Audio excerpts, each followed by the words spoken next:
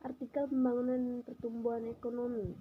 Menurut saya, pembangunan ekonomi di Indonesia, salah satu masalah ekonomi di Indonesia yang sering kita jumpai adalah pengangguran yang tiap tahun semakin meningkat.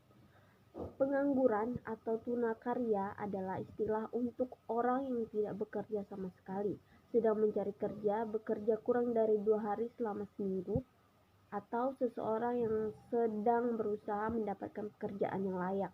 Pengangguran umumnya disebabkan karena jumlah angkatan kerja atau para pencari kerja tidak sebanding dengan jumlah lapangan kerja yang ada yang mampu menyergapnya. Pertumbuhan ekonomi dapat didefinisikan sebagai perkembangan kegiatan dalam perekonomian yang menyebabkan barang dan jasa yang diproduksinya dalam masyarakat bertambah. Masalah pertumbuhan ekonomi dapat dipandang sebagai masalah makroekonomi dalam jangka panjang. Dari satu periode ke periode lainnya, kemampuan suatu negara untuk menghasilkan barang dan jasa, faktor produksi akan selalu mengalami pertambahan dalam jumlah dan kualitasnya. Investasi akan menambahkan jumlah barang modal, teknologi yang digunakan berkembang. Perkembangan kemampuan memproduksi barang dan jasa sebagai akibat pertambahan faktor-faktor produksi pada umumnya tidak selalu diikuti oleh pertambahan produksi barang dan jasa yang sama besarnya. Pertambahan potensi memproduksi kerap kali lebih besar dari pertambahan produksi yang sebenarnya. Dengan demikian, perkembangan ekonomi adalah lebih lambat dari potensinya. Faktor-faktor pembangunan ekonomi, sumber daya alam yang dimiliki mempengaruhi pembangunan ekonomi. Ada berapa macam faktor yang mempengaruhi pertumbuhan dan pembangunan ekonomi, namun pada hakikatnya faktor-faktor tersebut dapat dikelompokkan menjadi dua, yaitu faktor ekonomi dan faktor non-ekonomi.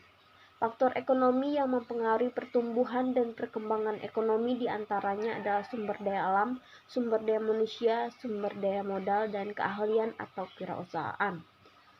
Sumber daya alam yang meliputi tanah dan kekayaan alam seperti kesuburan tanah, keadaan iklim atau cuaca, hasil hutan, tambang, dan hasil laut sangat mempengaruhi pertumbuhan industri suatu negara, terutama dalam hal penyediaan bahan baku produksi. Sementara itu, keahlian dan kewirausahaan dibutuhkan untuk mengolah Sumber daya alam yang dimiliki mempengaruhi pembangunan ekonomi.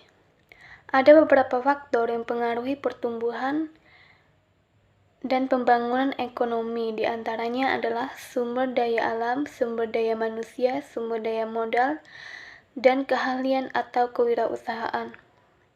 Sumber daya alam yang meliputi tanah dan kekayaan alam seperti kesuburan tanah, keadaan iklim atau cuaca, hasil hutan, tambang, dan hasil laut, sangat mempengaruhi pertumbuhan industri suatu negara, terutama dalam hal yang menyediakan bahan baku produksi. Sementara itu, keahlian dan kewirausahaan dibutuhkan untuk mengolah bahan mentah dari alam menjadi suatu yang memiliki nilai lebih tinggi, disebut juga sebagai proses produksi.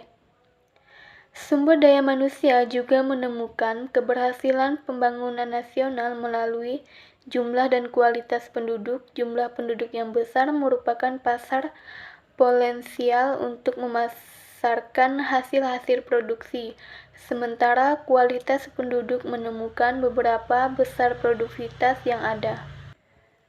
Sementara itu, sumber daya modal dibutuhkan manusia untuk mengolah bahan mentah tersebut. Pembentukan modal dan investasi ditunjukkan untuk menggali dan mengolah kekayaan. Sumber daya modal berupa barang-barang modal sangat penting bagi perkembangan dan kelancaran pembangunan ekonomi karena barang-barang modal juga dapat meningkatkan produktivitas. Faktor-faktor non-ekonomi mencakupi kondisi sosial, kultur yang ada di masyarakat, keadaan politik, kelembagaan, dan sistem yang berkembang dan berlaku. Pembangunan ekonomi merupakan proses perubahan yang terus-menerus menuju perbaikan, termasuk usaha meningkatkan produksi per kapita, memperhatikan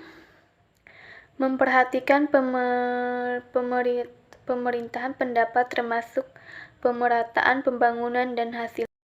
Indikator ini merupakan indikator yang diambil dari beberapa hari pokok yang berkaitan dengan kehidupan masyarakat. Sama halnya dengan indikator sebelumnya. Indikator ini memiliki berupa macam-macam subindikator. Berikut ini adalah uraiannya. Indikator sosial. Ahli pembangunan ekonomi yang bernama Beckman membedakan berbagai penelitian tentang cara-cara membandingkan tingkat kesejahteraan dan 3 kelompok. Kelompok pertama merupakan suatu usaha untuk membandingkan tingkat kesejahteraan yang terjadi dalam masyarakat yang ada di dalam 2 atau beberapa negara dengan cara memperbaiki pelaksanaan dalam perhitungan pendapatan nasional biasa. Usaha ini dipelopori oleh Collins Clark, yang selanjutnya disempurnakan oleh Gilbert dan Kraspis. Kelompok kedua, dengan usaha membuat penyesuaian dalam pendapatan masyarakat yang dibandingkan dengan melihat pertimbangan perbedaan tingkat harga di setiap negara. Kelompok ketiga adalah usaha untuk membuat perbandingan tingkat kesejahteraan dari setiap negara berdasarkan pada data yang tidak bersifat moneter seperti jumlah kendaraan bermotor, konsumsi minyak, jumlah produk yang mengenyam pendidikan, dan usaha ini dipelopori oleh tokoh yang bernama Beckman. Menurut Beckman, dari ketiga cara di atas, cara yang dirasa paling tepat adalah cara yang dilakukan oleh Gilbert dan Kraspis. Cara ini merupakan usaha untuk membandingkan tingkat kesejahteraan dan pembangunan di berbagai negara dengan memperbaiki metode perbandingan dengan menggunakan data pendapatan nasional dan masing-masing negara. Indikator campuran. Pendidikan adalah suatu indikator yang digunakan dalam mengukur pembangunan ekonomi suatu negara. Pada umumnya, dalam negara maju, tingkat pendidikan rata-rata tidak dengan cepat dan tahun ke tahun secara meningkat.